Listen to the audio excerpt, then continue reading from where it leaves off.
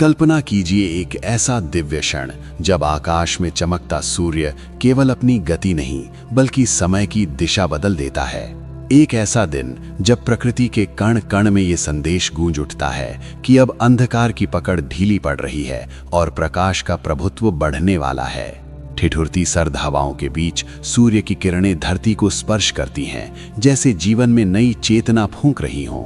खेतों में लहलहाती फसलें, नदियों के तट पर उमड़ती आस्था, मंदिरों में गूंजते मंत्र और आकाश में उड़ती रंग बिरंगी पतंगें सब मिलकर भारत भूमि को एक ही ऊर्जा, एक ही भावना और एक ही उद्देश्य से जोड़ देते हैं। ये कोई साधारण पर्व नहीं है, ये है मकर संक्रांति, एक ऐसा पावन अवसर जहां धर्म हमें आस्था सिखाता है, विज्ञान हमें सूर्य की गति समझाता है, प्रकृति हमें संतुलन का पाठ पढ़ाती है और मानव जीवन को एक नई दिशा मिलती है। यही कारण है कि मकर संक्रांति केवल एक त्योहार नहीं बल्कि मानव चेतना के परिवर्तन की शुरुआत है। तो स्वागत है आपका AN संत मत YouTube चैनल पर, जहां हम धर्म, विज्ञान और आध्यात्म को डॉक्यूमेंट्री अंदाज में समझते हैं। अगर आपको ऐसे ज्ञानवर्धक वीडियो पसंद आते हैं तो लाइक करें, कमेंट करें और चैनल को सब्सक्राइब करें। तो चलिए बिना देर किए इस दिव्य यात्रा की शुरुआत करते हैं। मकर संक्रांति क्या है? मकर संक्रांति हिंदू परंपरा का एक ऐसा विशेष पर्व है जो इसे बाकी त्योहारों से बिल्कुल अलग बनाता है, क्योंकि ये चंद्रमा की तिथियों पर नहीं बल्कि सूर्य की खगोलीय गति पर आधारित है। हिंदू पंचांग के अनुसार इस दिन सूर्य धनु राशि को छोड़कर मकर राशि में प्रवेश करता है और इसी महत्वपूर्ण खगोलीय परिवर्तन के साथ आरंभ होता है उत्तरायण काल। उत्तरायण का अर्थ है सूर्य का अपनी दक्षिण दिशा की यात्रा समाप्त कर उत्तर दिशा की ओर बढ़ना, जिसका सीधा प्रभाव पृथ्वी और मानव जीवन पर पड़ता है। इसी समय से दिन धीरे धीरे बड़े होने लगते हैं, सूर्य की किरणें अधिक प्रभावशाली होती जाती हैं और प्रकृति में एक नई ऊर्जा, एक नया जीवन संचारित होने लगता है। पेड़ पौधों, पशु पक्षियों और मनुष्य सब पर इसका सकारात्मक असर दिखाई देता है। यही कारण है कि हमारे ऋषि मुनियों ने इस खगोलीय परिवर्तन को केवल एक घटना न मानकर उत्सव का स्वरूप दिया, ताकि मनुष्य भी अपने जीवन में नकारात्मकता, आलस्य और अंधकार को छोड़कर प्रकाश, कर्म और सकारात्मकता की ओर अग्रसर हो सके। इसी गहरे आध्यात्मिक और वैज्ञानिक भाव के कारण मकर संक्रांति को शुभता, सकारात्मक ऊर्जा और नए आरंभ का प्रतीक माना जाता है। मकर संक्रांति का वैज्ञानिक रहस्य। आधुनिक विज्ञान भी इस बात को स्वीकार करता है कि जनवरी के मध्य, विशेष रूप से 14 जनवरी के आसपास पृथ्वी और सूर्य की आपसी स्थिति में एक महत्वपूर्ण परिवर्तन होता है। इस समय सूर्य की किरणें पृथ्वी पर पहले की तुलना में अधिक ऊर्ध्व कोण पर पड़ने लगती हैं, यानी सूर्य धीरे धीरे सिर के ऊपर की दिशा में अपनी स्थिति बनाता है। इसका सीधा प्रभाव पृथ्वी की सतह, जलवायु और मानव शरीर पर पड़ता है। ऊर्ध्व कोण से पड़ने वाली किरणें अधिक प्रभावशाली होती हैं, जिससे शरीर को अधिक ऊष्मा, ऊर्जा और प्राकृतिक रूप से विटामिन डी प्राप्त होता है।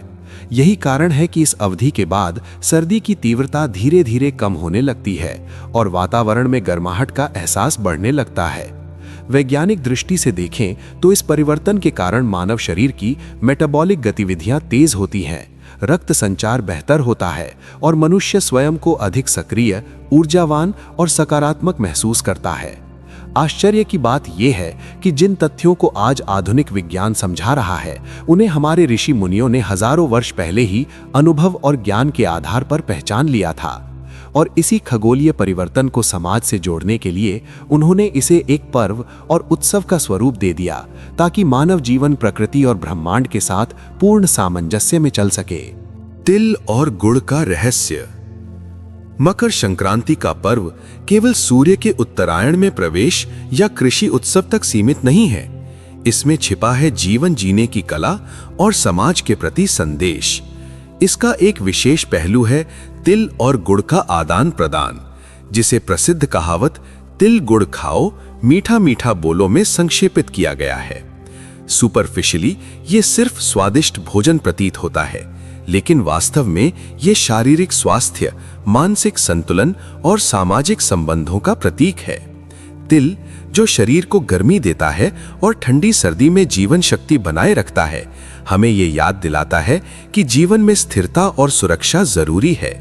वहीं गुड़, जो ऊर्जा और मिठास का स्रोत है, मन और हृदय को शुद्धता और सकारात्मकता प्रदान करता है।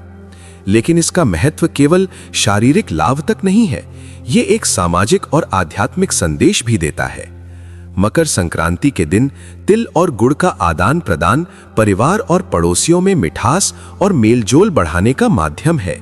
ये हमें सिखाता है कि जैसे तिल और गुड़ मिलकर स्वाद और मिठास पैदा करते हैं, वैसे ही संबंधों में प्रेम, सहयोग और करुणा मिलकर समाज को समृद्ध और सुखी बनाते हैं। ये आदान प्रदान हमें याद दिलाता है कि कटुता, ईर्ष्या और नकारात्मकता को त्याग कर हमें हमेशा मधुरता, क्षमाशीलता और सामंजस्य अपनाना चाहिए। इसके साथ ही ये पर्व एक आध्यात्मिक दृष्टिकोण भी प्रस्तुत करता है। जैसे तिल और गुड़ एक साथ मिलने पर भोजन को स्वास्थ्य और ऊर्जा से भर देते हैं, वैसे ही जीवन में सकारात्मक कर्म और मधुर भाव मिलने से व्यक्ति की आत्मा और समाज दोनों ही समृद्ध होते हैं। यही कारण है कि तिल और गुड़ का आदान प्रदान मकर संक्रांति पर सिर्फ परंपरा नहीं, बल्कि जीवन जीने का पाठ, सामाजिक सद्भाव और आध्यात्मिक जागरूकता भी है।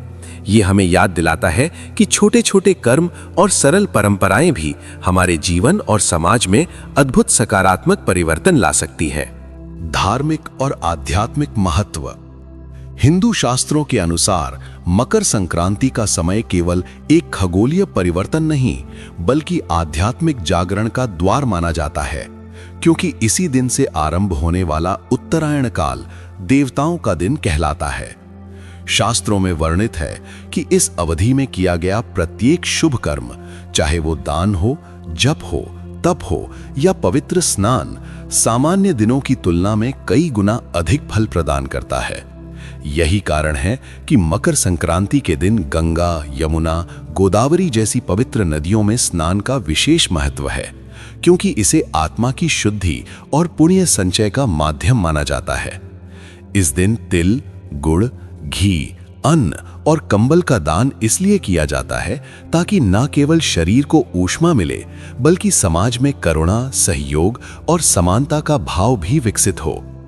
सूर्य देव, जिन्हें जीवन, ऊर्जा और चेतना का स्रोत माना गया है, उनकी विशेष पूजा इस दिन इसलिए की जाती है क्योंकि सूर्य ही इस पूरे परिवर्तन का केंद्र है। महाभारत में वर्णित भीष्म पितामह का प्रसंग इस पर्व के आध्यात्मिक महत्व को और गहरा करता है। उन्होंने अपनी इच्छा मृत्यु का वरदान होते हुए भी उत्तरायण के आरंभ की प्रतीक्षा की, क्योंकि ऐसा माना जाता है कि इस समय देह त्याग करने से आत्मा को मोक्ष की प्राप्ति होती है। ये कथा स्पष्ट करती है कि मकर संक्रांति केवल एक उत्सव या परंपरा नहीं, बल्कि जीवन और मृत्यु के रहस्यों से जुड़ा वो पवित्र समय है जहां धर्म, आस्था और आत्मा एक साथ मिलकर मोक्ष की ओर संकेत करते हैं। नेपाल और भारत में मकर संक्रांति के अलग अलग रूप। भारत की विविधता इस पर्व में सबसे स्पष्ट रूप से झलकती है, क्योंकि प्रत्येक क्षेत्र ने मकर संक्रांति को अपनी स्थानीय परंपरा, रीति रिवाज और सांस्कृतिक छाप के अनुसार अपनाया है। उत्तर भारत में इसे पारंपरिक रूप से मकर संक्रांति के नाम से मनाया जाता है, जहां लोग नदियों में स्नान करते हैं और तिल गुड़ का आदान प्रदान करके सामाजिक और आध्यात्मिक शुभकामनाएं देते हैं। पंजाब में इसे लोहड़ी कहा जाता है, जो मुख्य रूप से आग और ऊर्जा के प्रतीक के रूप में मनाया जाता है और इसमें लोगों का सामूहिक उत्सव और लोक गीतों का आनंद देखने को मिलता है। तमिलनाडु में इसे पोंगल कहा जाता है, जहां लोग धान और अन्य फसलों का धन्यवाद करते हैं और सूरज को अर्पित कर अपनी कृषि परंपरा का उत्सव मनाते हैं। गुजरात में ये पर्व उत्तरायण के रूप में मनाया जाता है, जिसमें रंग बिरंगी पतंगों का आसमान में तांडव होता है और हर व्यक्ति अपने जीवन में सकारात्मक ऊर्जा और स्वतंत्रता का उत्सव महसूस करता है। महाराष्ट्र में इसे तिल गुल कहा जाता है, जहां तिल और गुड़ का आदान प्रदान मित्रता और मेल जोल का प्रतीक होता है। पूर्वोत्तर भारत में असम के लोग इसे बिहू के रूप में मनाते हैं, जो न केवल कृषि का बल्कि सांस्कृतिक और पारिवारिक उत्सव का समय है। नेपाल में इसे माघे संक्रांति के रूप में मनाया जाता है, जिसमें सूर्य की पूजा और स्नान का विशेष महत्व है।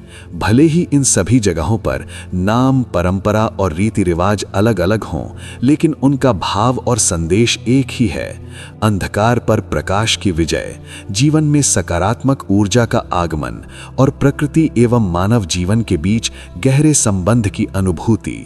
यही अद्भुत समन्वय भारत की सांस्कृतिक विविधता और आध्यात्मिक समृद्धि को उजागर करता है। पतंग उड़ाने का रहस्य। मकर संक्रांति में पतंग उड़ाना केवल बच्चों या युवाओं का खेल नहीं, बल्कि इसके पीछे गहरा सांस्कृतिक और आध्यात्मिक अर्थ छिपा हुआ है। पतंग की ऊंचाई और उसकी उड़ान मानव जीवन की आसमान की ओर बढ़ती महत्वाकांक्षा और स्वतंत्रता का प्रतीक है। जैसे पतंग हवा में स्वतंत्र रूप से उड़ती है, वैसे ही ये हमें याद दिलाती है कि जीवन में बंधनों और सीमाओं से परे सोचने और बढ़ने की आवश्यकता है। इसके साथ ही पतंग की डोर और पतंग के बीच का संबंध मानव और प्रकृति के जुड़ाव का प्रतीक है, क्योंकि इसे नियंत्रित करना हमें धैर्य, संतुलन और नियंत्रित प्रयास सिखाता है। मकर संक्रांति के दिन खुले आकाश में उड़ती पतंगें सूर्य की किरणों के बीच चमकती हैं, जिससे ऐसा प्रतीत होता है कि मानव और प्रकृति के बीच एक मौन संवाद स्थापित हो रहा है। ये केवल दृश्य सौंदर्य नहीं है, ये एक संदेश है कि जीवन में ऊंचाई, स्वतंत्रता और सूर्य के प्रकाश जैसे सकारात्मक तत्वों को अपनाना चाहिए। यही कारण है कि पतंग उड़ाने का ये पर्व भारतीय संस्कृति में न केवल मनोरंजन बल्कि धर्म, चेतना और जीवन की ऊर्जा के प्रतीक के रूप में स्थापित है। सूर्य पूजा और योग। मकर संक्रांति का दिन केवल सूर्य की मकर राशि में प्रवेश का पर्व ही नहीं है, बल्कि ये सूर्य पूजा और योग अभ्यास के लिए भी अत्यंत श्रेष्ठ समय माना जाता है। हमारे शास्त्र बताते हैं कि सूर्य केवल आकाश में एक ग्रह नहीं, बल्कि संपूर्ण जीवन और चेतना का स्रोत है। सूर्य हमारे लिए ऊर्जा का प्रतीक, जीवन का आधार और आत्मबोध का मार्गदर्शक है। इस दिन किए जाने वाले सूर्य नमस्कार और योगाभ्यास का प्रभाव सामान्य दिनों की तुलना में कई गुना बढ़ जाता है। सूर्य नमस्कार केवल शारीरिक व्यायाम नहीं है, ये शरीर, मन और आत्मा के बीच संतुलन स्थापित करने वाला एक शक्तिशाली साधन है। नियमित योग और ध्यान से सूर्य की ऊर्जा के साथ सामंजस्य स्थापित होता है, जिससे मानव की आंतरिक ऊर्जा जागृत होती है, रक्त संचार और मेटाबॉलिज्म सुधरता है और मानसिक शांति तथा आत्मिक जागरूकता में वृद्धि होती है। मकर संक्रांति के दिन यह अभ्यास करना विशेष महत्व रखता है, क्योंकि सूर्य की किरणें सीधे शरीर पर पड़ती हैं और इसका ऊर्जा संचार, स्वास्थ्य और आध्यात्मिक विकास पर गहरा प्रभाव पड़ता है। यही कारण है कि सूर्य पूजा और योग को इस पर्व से जोड़ा गया। ये हमें याद दिलाता है कि जैसे सूर्य जीवन में प्रकाश और ऊर्जा प्रदान करता है, वैसे ही योग और ध्यान से हम अपनी आंतरिक ऊर्जा, चेतना और आत्मबोध की ओर अग्रसर हो सकते हैं और अपने जीवन को संतुलन, स्वास्थ्य और सकारात्मकता से भर सकते हैं। मकर संक्रांति से जीवन की सीख। मकर संक्रांति केवल एक पर्व या खगोलीय घटना नहीं है, ये हमें जीवन के मूल्यों और आध्यात्मिक संदेशों की याद दिलाती है। ये पर्व हमें सिखाता है कि जैसे सूर्य अपनी दिशा बदलकर अंधकार से प्रकाश की ओर बढ़ता है, वैसे ही हमें भी अपने जीवन में अज्ञान, आलस्य और नकारात्मकता को छोड़कर प्रकाश, कर्म और सकारात्मकता अपनानी चाहिए। ये हमें प्रेरित करता है कि आलस्य और निष्क्रियता का त्याग करके प्रयास करें, क्योंकि जीवन में बदलाव केवल तभी संभव है जब हम स्वयं अपने कर्मों और सोच को सुधारें। मकर संक्रांति का ये संदेश हमें ये भी याद दिलाता है कि कटुता, ईर्ष्या और नकारात्मक भावों को त्याग कर मधुरता, करुणा और प्रेम अपनाना चाहिए, जिससे न केवल हमारा मन शांत और प्रसन्न होता है, बल्कि हमारे संबंध और समाज भी सकारात्मक ऊर्जा से भर उठते हैं। साथ ही ये पर्व हमें प्रकृति और सूर्य के प्रति सम्मान और कृतज्ञता सिखाता है, क्योंकि सूर्य और प्राकृतिक शक्तियां ही जीवन का आधार है। मकर संक्रांति का सबसे बड़ा संदेश यही है, जब सूर्य ब्रह्मांड के विशाल शरीर का केंद्र अपनी दिशा बदल सकता है, तो हम क्यों नहीं? ये हमें आत्म जागरूकता, बदलाव और सकारात्मकता की दिशा में कदम बढ़ाने के लिए प्रेरित करता है, ताकि हमारा जीवन और समाज भी ऊर्जा, प्रकाश और संतुलन से परिपूर्ण हो सके। अगर आपको ये मकर संक्रांति पर आधारित डॉक्यूमेंट्री वीडियो पसंद आया हो तो कृपया इसे लाइक जरूर करें, ताकि हमें पता चल सके कि आपको हमारे ऐसे ज्ञानवर्धक और आध्यात्मिक विषय पसंद हैं। साथ ही कमेंट में साझा करें कि आपकी अपनी जगह इस पर्व को कैसे मनाया जाता है, ताकि हम और हमारे दर्शक भी अलग-अलग परंपराओं और अनुभवों के बारे में जान सकें। और अगर आप चाहते हैं कि आपको हमेशा ऐसे आध्यात्मिक, सांस्कृतिक और ज्ञानवर्धक वीडियो मिलते रहें, तो हमारी YouTube चैनल को सब्सक्राइब करना न भूलें, ताकि आप हर नए वीडियो की जानकारी सबसे पहले पा सकें। इस पर्व की शुभता और सूर्य देव की कृपा आप पर बनी रहे। आपके जीवन में उजाला, ऊर्जा और सकारात्मकता बनी रहे। आइए इस दिव्य ऊर्जा और ज्ञान की यात्रा को साथ साथ जारी रखें और मकर संक्रांति के इस संदेश को अपने जीवन में अपनाएं।